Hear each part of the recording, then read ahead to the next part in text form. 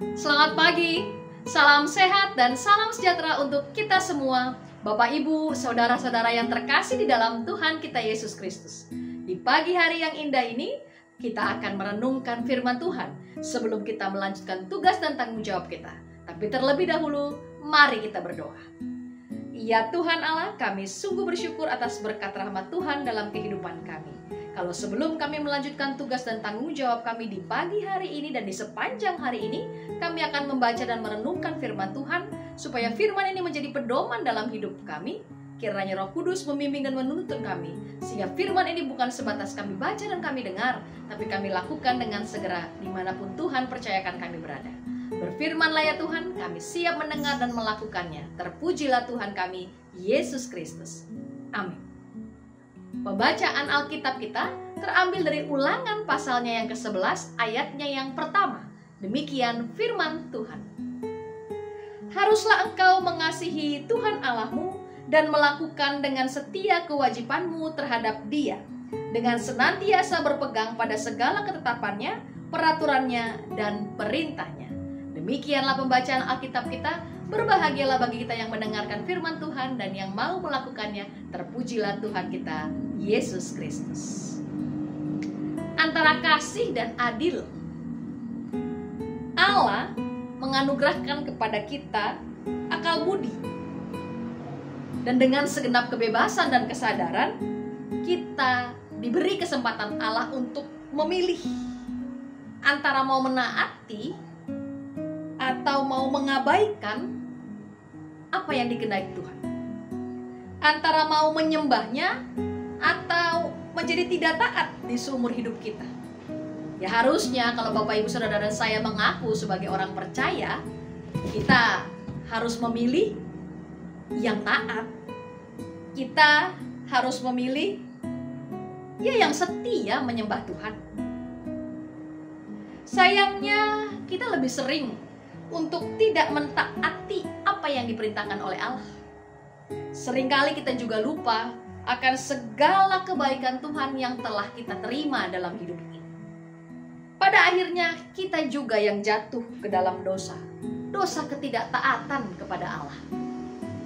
Tuhan sungguh-sungguh menginginkan agar hal itu sebenarnya tidak terjadi dalam kehidupan kita, Bapak Ibu. Melalui Musa pembacaan kita hari ini, Tuhan mengingatkan bangsa Israel akan segala tindakan nyata yang telah diperbuat Allah dalam kehidupan bangsa ini demi membebaskan mereka dari tanah Mesir. Atas segala kebaikan Tuhan itu, maka sudah sepantasnya bangsa Israel sungguh-sungguh mengasihi Allah, sungguh-sungguh taat dan menyembah serta berpegang pada segala ketetapan dan peraturan serta perintah yang Allah berikan. Penyertaan Tuhan bahkan terus berlanjut, terutama pada saat mereka harus mengalami perjalanan berat di padang gurun. Itulah apa yang ditampilkan oleh Allah melalui kasih-Nya kepada umat yang Dia cintai. Pada sisi lain, kasih itu juga disertai dengan keadilan Tuhan. Bapak, Ibu, Saudara dan saya melihat dalam perikop kali ini menyebut ada Datan dan Abiram sebagai dua orang yang harus menerima keadilan Tuhan melalui bumi yang terbelah dan menelan mereka bersama dengan keluarga mereka. Datan dan Abiram memberontak karena mereka tidak percaya kepada Musa. Mereka tidak percaya bahwa penyertaan Tuhan yang diwartakan oleh Musa adalah suatu kebenaran. Mereka meragukan kedaulatan Tuhan, sehingga mereka sendiri yang menerima konsekuensi tersebut. Mereka sendiri yang menerima hukuman tersebut. Karena mereka memilih untuk tidak taat. Mereka memilih untuk tidak percaya. Mereka memilih untuk tidak menyembah Tuhan. Padahal begitu banyak kasih Tuhan yang ditunjukkan kepada bangsanya sendiri. Tetapi Datan dan Abiram tidak mau melakukan itu, sehingga menerima segala konsekuensi yang ada pada diri mereka. Dalam menjalani kehidupan di dunia ini, kita perlu hati-hati. sekaligus kita takjub akan kasih Tuhan. Mengapa kita perlu hati-hati? Karena di dalam hidup ini banyak sekali menawarkan pilihan. Kehendak bebas kepada kita diberikan agar kita itu harus memilih yang sungguh-sungguh menyembah dan taat kepada Tuhan. Kita memang diberi pilihan, Bapak Ibu Saudara. Tapi kalau Bapak Ibu Saudara dan saya mengaku orang percaya, kita tahu pilih yang mana.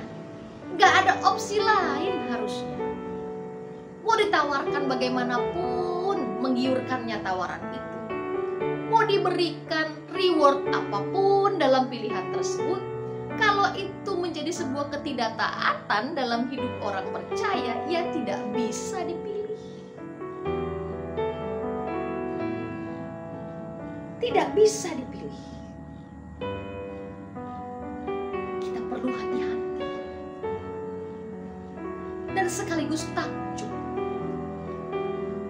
karena kasih Allah yang memampukan Bapak Ibu Saudara dan saya untuk tetap bisa hidup,